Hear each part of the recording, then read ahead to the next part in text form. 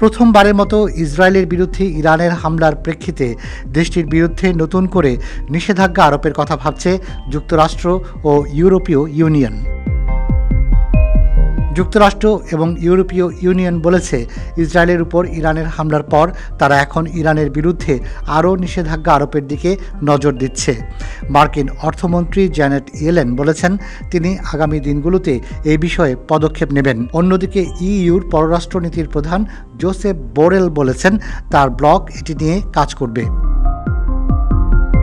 এদিকে মার্কিন জাতীয় নিরাপত্তা উপদেষ্টা জ্যাক সুলিভান বলেছেন, নতুন নিষেধাজ্ঞাগুলো ইরানের ক্ষেপণাস্ত্র এবং ড্রোন কর্মসূচির পাশাপাশি বিপ্লবী গার্ড এবং ইরানের প্রতিরক্ষা মন্ত্রণালয়কে লক্ষ্যবস্তু করবে।